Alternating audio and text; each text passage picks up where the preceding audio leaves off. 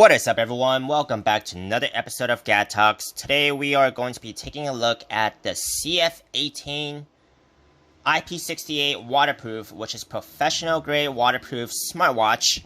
Now this smartwatch comes in a variety of colors, including the silver metallic band. There's a pink leather band and also a black leather band, which are variations of this watch.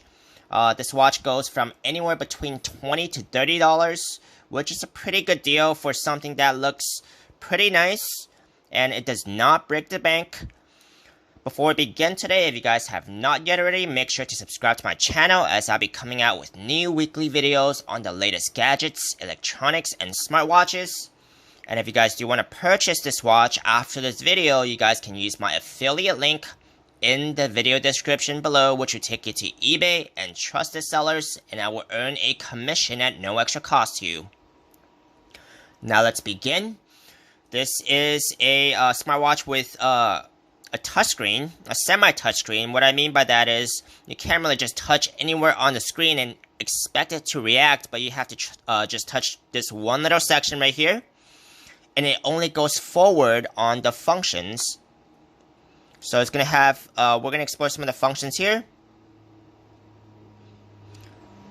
So, this is going to be your steps, your calories, and distance, which is pretty standard for any fitness tracker watch. Your heart rate monitor, your blood pressure monitor, your sleep monitor, which I never really use because I don't like wearing watches to sleep. Your different sport modes to cover the same metrics we just went through. Now, I like to actually see how this watch feels when you wear it. So this watch does not come with one of those buckles that a lot of metallic band watches do, but it comes with a magnet, which in my opinion is a lot more convenient because you don't have to unbuckle and buckle every time. You can just really take off the magnet and you can feel pretty assured that it's not going to fall off. This watch is not a very big or masculine watch, at least in my opinion. I like having bigger watches, and this one does not feel like it's very big. I think it's perfect for as a unisex watch. It might be even better for ladies. But in my opinion, I like bigger watches. Let's take a look at how accurate some of these functions are, at least on this watch. Well, first of all, let's see if there are any watch faces that comes with this watch, but it doesn't seem like it. This is the only watch face it comes with. We're gonna check the heart rate monitor because we can actually see what it is and how consistent it is against my expectations. I expect myself to be somewhere in the in the high 60s, low 70s. So let's see if it's gonna be pretty consistent with my expectations.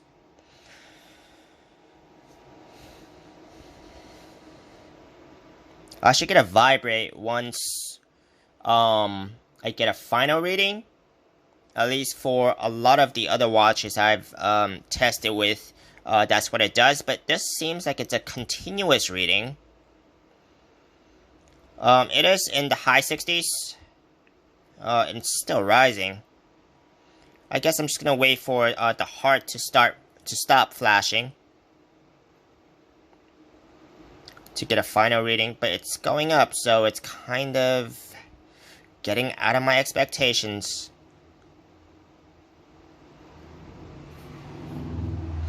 So it looks like this one actually continuously monitors your heart rate.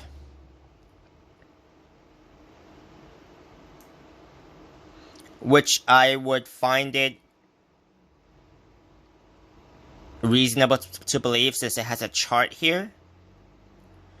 But I don't like the fact that it's continuously rising. Let's see if it actually stops.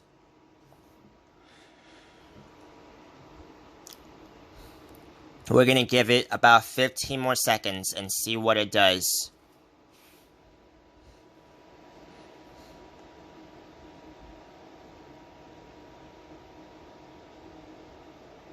Okay. Still going.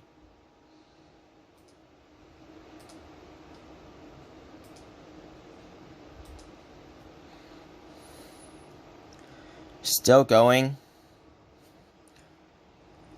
Okay, in that sense, I don't like how this heart rate monitor works. Seems like the latest was 79, and it just shut off. Maybe it was 79. So that's a little bit out of my range, as to what I expected. I don't like how this interface works because it never really tells you, when you are getting the final reading. It just shuts off. I would prefer it to actually just give me a vibrate to actually notify me that it is the final reading it's giving me before it shuts off, but this one doesn't. So I don't like the interface. Like I said, the heart rate reading here is a little bit out of my expectations.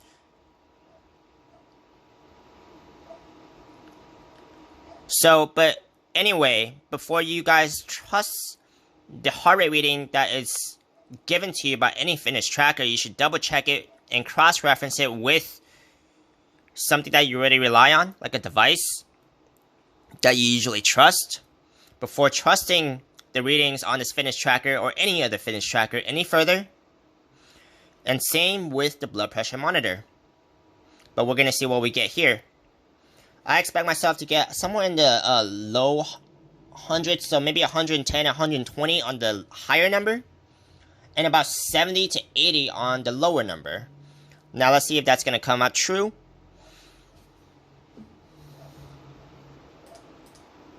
So it looks like it's going to take a couple more seconds here. So still a little bit out of my expectations because I'm someone in my 30s and I'm healthy. I don't have high blood pressure. It seems like this is a little bit on the higher side. So based on the readings I'm getting from this watch right now, I don't recommend it just because the readings are a little bit off. I favor bigger watches if I'm wearing a watch. This seems a little bit more of a ladies' watch. It does have gesture control, so it's pretty standard. Like a lot of other watches out there, that means if you just wave your wrist, the time will come on. I do like the design of this watch, but other than that, I would not really recommend it. So that is my basic review on this watch, and I hope you guys liked it, and see you guys next time.